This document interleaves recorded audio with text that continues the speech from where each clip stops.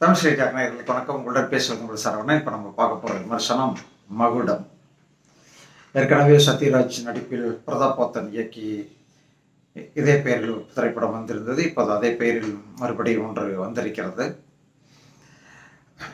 இந்த படத்தில் விஷால், துஷாரா விஜயன், அஞ்சலி, Java Sundaresan, Jayaprakash, John Vijay மற்றும் பலர் நடிச்சிருக்காங்க. இதில் விஷால் இரட்டை வேடத்தில் நடிச்சிருக்காரு. அவரே இந்த படத்தை டைரக்ஷனும் திரைக்கதை எழுதி இயக்கி இருக்கிறார் என்பது கூடுதலான ஒரு ஸ்பெஷல். இப்போதைக்கு சென்னையில் இருக்கிற விஷால் மெடிக்கல் ரெப்பாக இருக்கார். மாத சம்பளம் 17,500 ரூபாய். இதில் அவரோட ஒய்ஃபு துஷாரா விஜயன் 2 பிள்ளைகளோடு இருக்கார். இவங்களுக்கு கார் வாங்கணும்னு ரொம்ப ஆசை. அந்த கார் ஏன் வாங்கணும் அப்படின்னா, இவர் கல்யாணத்தை அப்போவே நான் கார் சொந்தமாக வச்சுருக்கேன் அப்படி சொல்லி ஏமாற்றிருக்காரு அவங்க மாமனார் தம்பி ராமையாட்ட. அதனால் அதை ஏற்கனவே நிறைய தடவை ஏமாற்றியாச்சு. இப்போ ஏதாவது கார் வாங்கி ஆகணும்னு இவர் நினச்சி கார் ஒவ்வொரு ஷோரூமாக போய் தேடுறாங்க, கிடைக்கா. இவரோட சம்பளத்துக்கு கிடைக்கல. அதனால் கடைசியாக செகண்ட் ஹேண்டில் ஒரு BMW கிடைக்குது, அதை கார் வாங்குறாங்க. வாங்கிட்டு ஊட்டிக்கு போகிறாங்க. ஊட்டிக்கு ட்ராவலிங் போகும்போது அதே காரின் முன்னாள் உரிமையாளர் ஷேரா அப்படிங்கிற மிகப்பெரிய டான், அவனை ஃபாலோ பண்ணுறதுக்காக வந்த ஒரு டீம் இவங்களை ஃபாலோ பண்ணுறாங்க. திடீர்னு ஒரு இடத்துல இவர் அடையாளம் கண்டுபிடிக்கிறாங்க. இவர் விஷால் பார்த்துட்டு இவர் ஒரு மிகப்பெரிய ஆள் அப்படின்னு நினச்சி அவங்க பில்டப் பண்ணுறாங்க. அவரால் இவங்க ஏற்கனவே பாதிக்கப்பட்டவங்கன்ற கதை அவருக்கு தெரியுது, ஆனால் நமக்கு சொல்லலை. அந்த நேரத்தில் ஒரு 50 பேர் சுற்றி நின்று துப்பாக்கியால், அது AK-47 மாதிரியான துப்பாக்கி, கனரக துப்பாக்கியில் சுட்டு தள்ளுறாங்க அந்த காரை. அந்த தாக்குதலில் மனைவி துஷாரா விஜயனும் மகளும் இறந்து போக, மகனுடன் விஷால் தப்பிச்சு ஓடிக்கிட்டே இருக்கார்.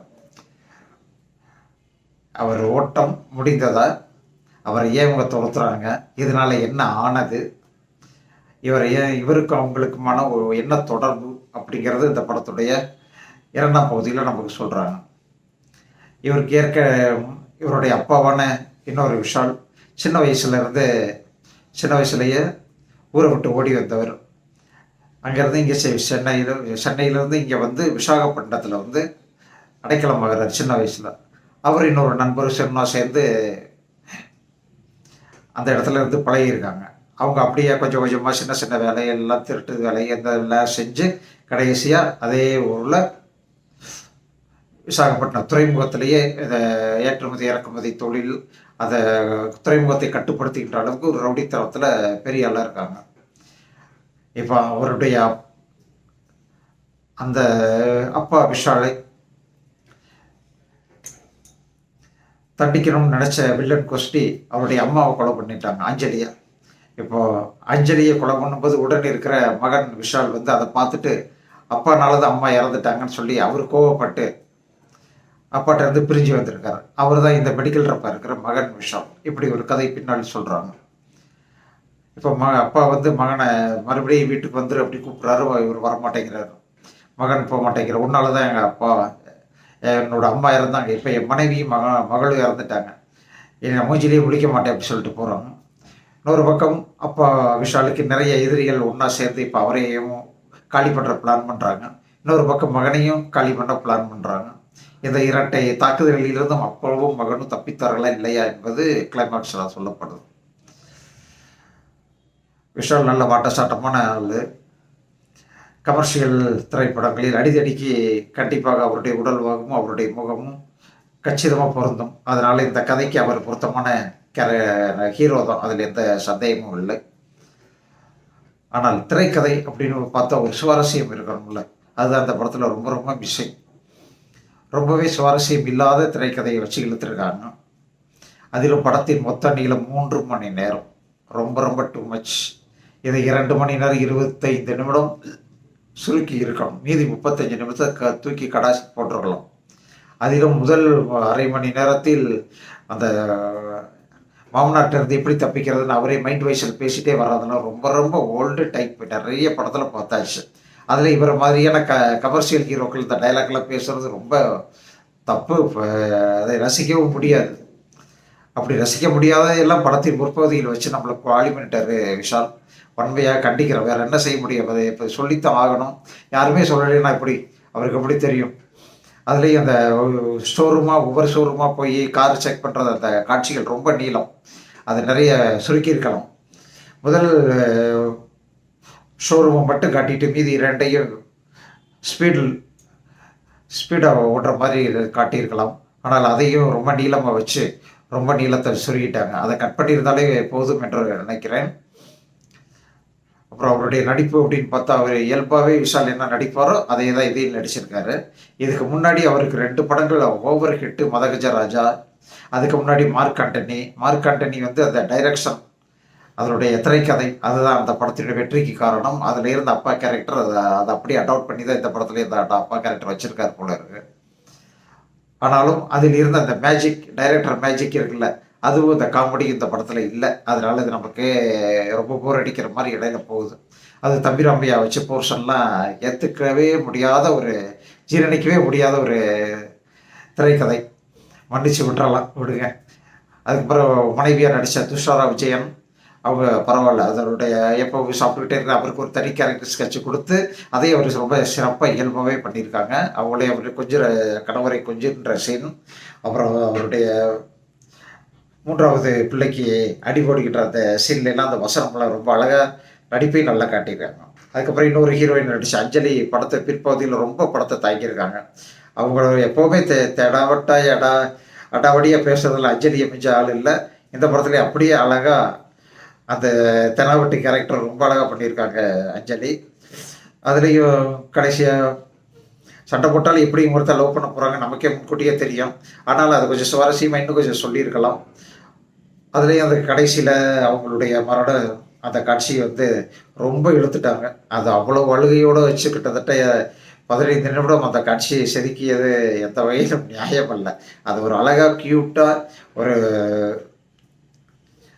குறைந்தபட்சம் ஒரு 2 நிமிடத்திற்குள்ளாக அவருடைய மரணத்தை அப்படி சொல்லியிருந்தால் நம்ம மனசுக்குள்ள ஒரு காந்த மாதிரி அந்த காட்சி அமைந்திருக்கும். அதை இழுத்துக்கிட்டே போனது நமக்கு ஒரு மாதிரி ஆயிடுச்சு. அந்த காட்சிகள் கொஞ்சம் காமெடியை கொடுத்துருச்சு. அதை செஞ்சிருக்கக்கூடாது இயக்குனர் விஷால். ஆனால் அஞ்சலியின் அந்த படத்தில் அஞ்சலியின் பங்கு மிகப்பெரிய விஷயம். அவருடைய பங்களிப்பும் இந்த படத்தை பார்க்க வச்சிருக்கு அப்படிங்கிறது சந்தேகம் இல்லை.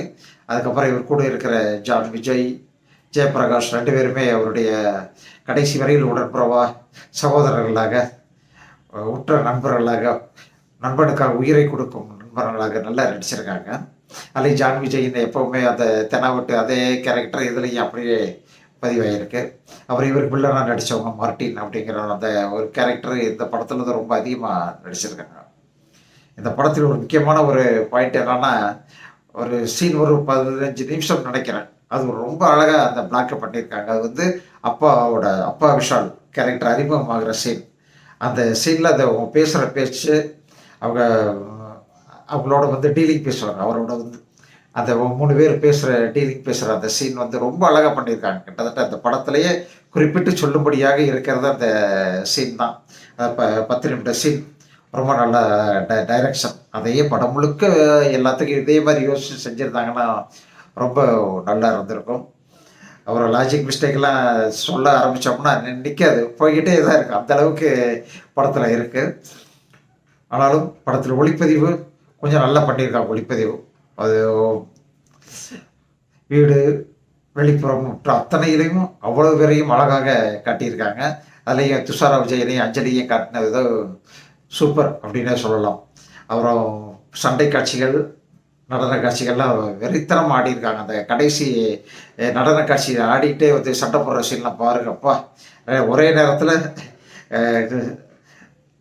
நடன இயக்குனரும் சண்டை இயக்குனரும் ஒரே இடத்துல இருந்து இந்த காட்சியை ஷூட் பண்ணியிருக்காங்கன்னு நினைக்கிறேன். உண்மையாக அது ரொம்ப பாராட்டுக்குரிய ஒரு விஷயம். ஒரு திங்கிங் நல்லா இருக்குது. ஆனால் இது ஓவரான ஆக்ஷன், ஓவரான திரைக்கதை அப்படிங்கிறனால நம்ம அந்த இடத்துல கொஞ்சம் ஜீரணிக்க முடியல. அது கிளைமாக்ஸ் காட்சி ஒரு பெரிய வரவேற்பை பெறும் அந்த பாடலோடு வருகின்றதுனால. அப்புறம் ஒரு அஞ்சலியோட இதுக்கு முன்னாடி மதகஜராஜ படத்தில் பாடின ஒரு பாட்டு இருக்கு டூயட்டு. அதே மெட்டில் இந்த படத்துல ஒரு அழகான பாடலை வச்சுருக்காங்க. அந்த பாட்டு கொஞ்சம் நேரம் தூக்கிட்டு இருக்குள்ள தட்டி எழுப்புற மாதிரி ஒரு பாட்டு. ஓகே, அந்த இசை ஜிவி பிரகாஷ் கொஞ்சம் நல்லாவே போட்டிருக்காரு. ஆனால் பின்னணி இசை தான் காதை கிழிச்சிருச்சு. அது கொஞ்சம் அடக்கமாக வாசியிருக்கலாம். அது அடக்கம் என்பது அகராதியிலே கிடையாது அப்படின்னு மியூசிக் டைரக்டர்கள் மட்டும் தெளிவாக சொல்லிட்டாங்க. அவன் தமிழ் சினிமாவில் அதனால் போட்டு தாளிச்சிட்டாங்க, காதை அவுட்டு அப்படின்னே சொல்லலாம். அவர் ஒட்டுமொத்தமாக கதை, திரைக்கதை, வசனம், இயக்கம் அப்படின்னு பார்த்தா விஷால் கொஞ்சம் இயக்கத்தை நிறுத்திட்டு நடிக்கிற வேலையை மட்டும் செஞ்சால் நல்லா இருக்கும் அப்படின்னு நான் உறுதியாக சொல்கிறோம். ஏன்னா இயக்கத்தில் இன்னும் கொஞ்சம் இது வேண்டும், ஒரு ஈர்ப்பு, ஒரு இறுக்கம் வேணும் அப்படின்னு சொல்லுவாங்க. அது மாதிரி இதில் இல்லை, எளிய தன்மை தான் இருக்குது அப்படிங்கிறதான் உண்மை. அதோட எல்லா காட்சிகளுக்கும் ஒவ்வொரு காட்சிக்கும் க்ளோஸ்அப் சீன்லேயே படத்தை நகர்த்த முடியாது. கொஞ்சம் லாங் ஷாட், கொஞ்சம் மிட் ஷாட், ஏதோ ஒரு காட்சி அமைப்பில் மாற்றம் இருந்தால்தான் அடுத்தடுத்த காட்சிகளை நம்மளால் ரசிக்க முடியும். இது ஒரே மாதிரி டெம்ப்ளேட்டாக பேட்டர்னாக கொண்டு போயிருக்கிறனால இதை கொஞ்சம் பார்க்க முடியல. அதோட ஏற்கனவே முன்னாடியே சொன்ன மாதிரி இந்த படத்தோட எடிட்டர் கொஞ்சம் மனசு வச்சு டைரக்டரோட சண்டை போட்டாவது இந்த காட்சிகளை நிறைய கட் பண்ணியிருந்தாருன்னா ரொம்ப சந்தோஷமாக இருந்திருக்கும். அது கட் பண்ணாதனால ஒரு படம் ரொம்ப நீளமோன்னு நினைக்கிறப்ப நமக்கே ரொம்ப டயர்டாகுது. எப்படா முடிப்பீங்க அப்படின்னு சொல்லி நமக்கே ஏக்கமாக இருக்குது. கொஞ்சம் சீக்கிரம் முடிக்கணும் அப்படின்னா கிளைமேக்ஸ் முடிஞ்சிச்சு அப்படின்னு பார்த்தா அடுத்தது ஆரம்பிக்குது. சரி, இதாவது முடியுதுன்னு பார்த்தா அதுக்கு அடுத்து மறுபடியும் ஆரம்பிக்குது. அது அந்த கிளைமேக்ஸ் காட்சியாவது ஒரு குறிப்பிட்ட கரெக்டாக புள்ளியில் வச்சு இதோட முடித்திருக்கலாம் அப்படின்னு நான் சொல்கிறோம். ஆனாலும் மகுடம் திரைப்படம் ஒரு முறை பார்க்கலாம் அப்படிங்கிற அளவுக்கு ஒரு கமர்ஷியல் படமாக வந்திருக்கு. விஷாலின் இயக்கத்தை பற்றி நம்ம எதுவும் சொல்ல ஏற்கனவே சொன்னது தான். அவர் நடிப்பில் இன்னமும் தீவிரமாக இறங்கினால் நல்லது அப்படின்னு சொல்கிறோம். இந்த படமும் ஒரு கமர்ஷியல் திரைப்படம் தான், ஒரு தடவை பார்க்கலாம் என்ற வகையில் நாம் அதை முன்மொழிகிறோம். நன்றி, வணக்கம்.